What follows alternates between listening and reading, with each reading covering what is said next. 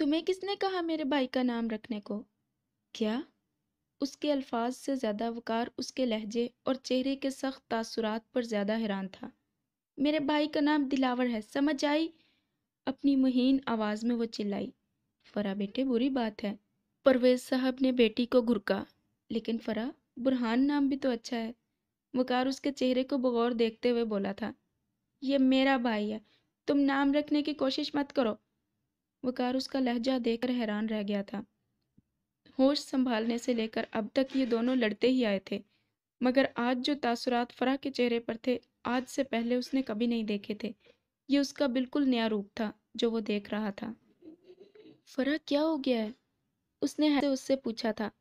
یہ میرا بھائی ہے، تو مجھے۔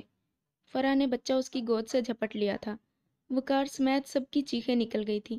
اگر نیلوفر بروقت فرا کو نہ سنبھالتی تو جھٹکے کے باعث وہ لڑکھڑا کر بیبی سمیت گر جاتی۔ فرا یہ کیا بدتمیزی ہے؟ اپنے جگر گوشے کو بال بال بچتے دیکھ کر نرجس کا دل ڈوب کر ابھرا تھا۔ ماما میں کہہ رہی ہوں، میرے بھائی کا نام دلاور ہے، دلاور ہے، دلاور ہے۔ اچھا بابا، دلاور ہی ہے، چلانا بند کرو۔ نیلوفر نے کراہ کر کانوں پر ہاتھ رکھے تھے۔ بچہ اس نے پہلے ہی نرجس کی گود میں ڈال دیا تھا۔ سوچ لو فرا۔ وقار کے چہرے پہ حد درجہ سنجیدگی آ گئی تھی۔ میرے بھائی کا نام دلاور ہے وقار، اس نے بھی ضدی پن میں جواب دیا تھا۔ اوکے فائن، یاد رکھنا فرا، آج تم نے مجھے اپنے بھائی کا نام نہیں رکھنے دیا۔ ایک دن ایسا آئے گا کہ تم میرے رکھے ہوئے اس نام کو پسند کرو گی جو تمہاری گود میں ہوگا۔ ایسا کبھی نہیں ہوگا۔ اس نے باریک آواز میں سکارف والا سر دائیں بائیں گھمایا۔ ایسا ضرور ہوگا فرا، ضرور ہوگا۔ اتنا کہہ کر وہ رکا نہیں تھا، بلکہ تیزی سے چلتا ہوا کمرے کا پردہ ایک جھٹکے سے اٹھا کر باہر نکل گیا تھا۔ سب اس کی اس حرکت پر حیرت سے گمسم تھے۔ خود نور علی پوتے کی ابھرتی ہوئی صلاحیتوں پہ حیرت زدہ تھے۔ پیشن گوئی کی خوبی اسے دادا سے ورثے میں ملی تھی، مگر وہ اتنی چھوٹی عمر میں اتنا بے ساختہ ہو جائے گا، نور علی کو اس بات کا اندازہ نہیں تھا۔ میرا بیٹا گیا تو میں بھی چلتی ہوں۔ وقار بیٹا رکو۔ نیلوفر اسے آوازیں دیتی پردہ اٹھا کر باہر نکل گئی تھی۔ فیروز صاحب بھی معذرت کرتے اس کے پیچھے لپکے تھے۔ باقی رہ گئے افراد حیرت سے ایک دوسرے کا منہ تک رہے تھے۔ عجیب سی صورتحال پیدا ہو گئی تھی۔ وقار کی حرکت کو ماں سوائے نور علی کوئی سمجھ نہیں پایا تھا، اور حالات کا تقاضا نور علی کے لیے یہی تھا کہ وہ خاموش رہتے۔ وقار میری جان، برا لگا؟ گھر پہنچ کے نیلوفر نے بیٹے کو پیار کرتے ہوئے پوچھا تھا۔ اس نے اس کے ہاتھ سے نوٹ بک پکڑ لی جس پہ وہ نقش و نگار بنا رہا تھا۔ کس بات کا مما؟ وہ حیران ہوا تھا۔ فرا نے تمہیں اپنے بھائی کا نام نہیں رکھنے دیا؟ وہ ہمدردی سے پوچھ رہی تھی۔ فیروز صاحب بھی اس کے ساتھ صوفے پر آ کر بیٹھ گئے تھے۔ نہیں مما، مجھے برا کیوں لگنے لگا؟ وہ اس کا بھائی ہے، میرا تھوڑی ہے۔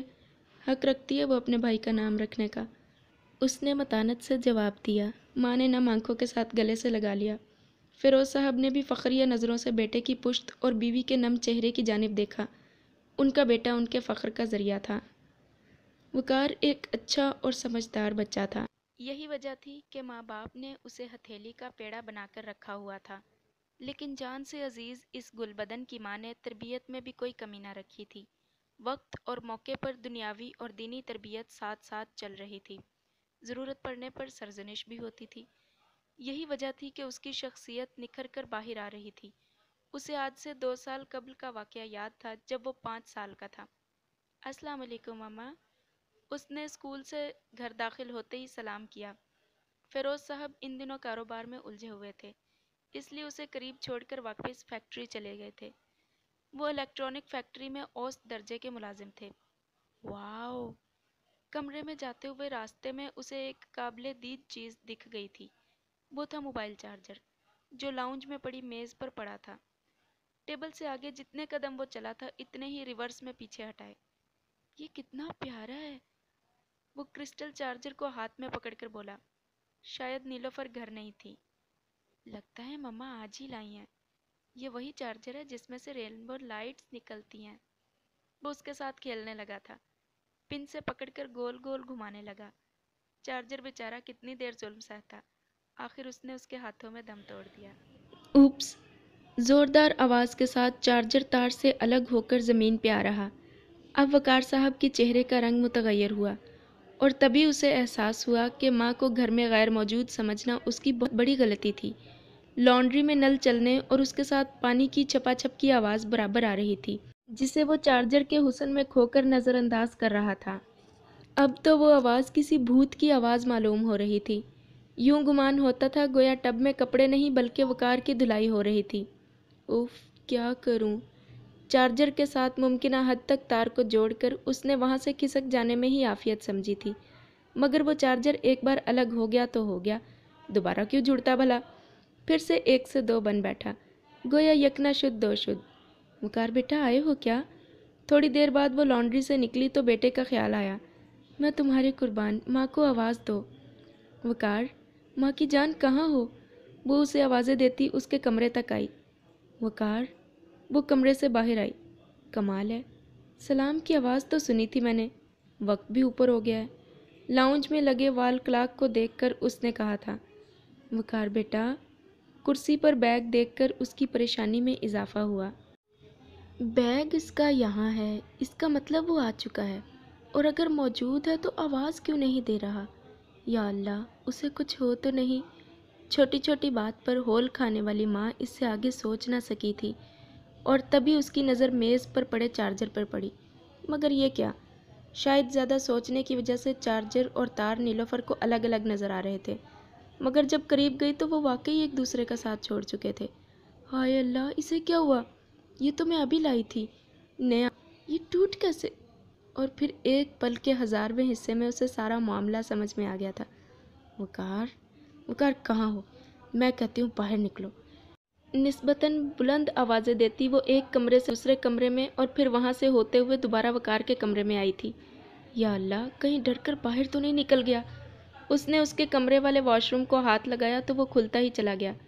حیرت ہے، یہ لڑکا گیا کہاں؟ پروردگار، وہ میری ننھی سی جان ہے۔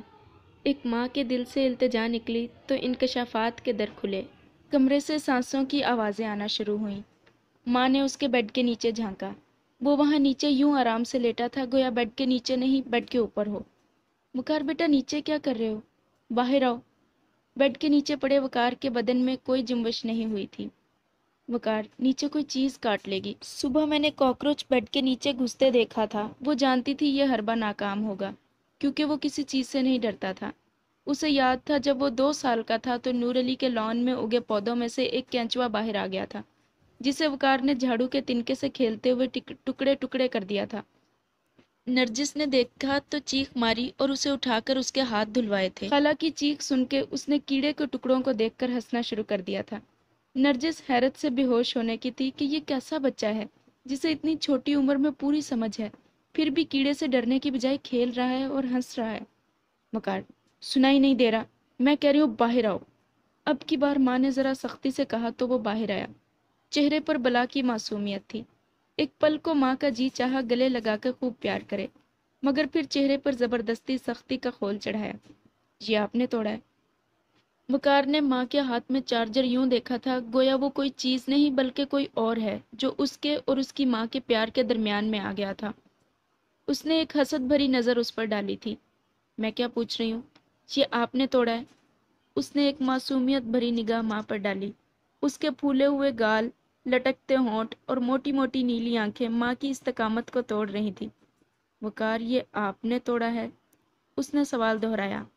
اس نے سر کو دائیں بائیں نفی میں ہلایا۔ جھوٹ بول رہے ہو؟ نیلوفر کو حیرت ہوئی تھی۔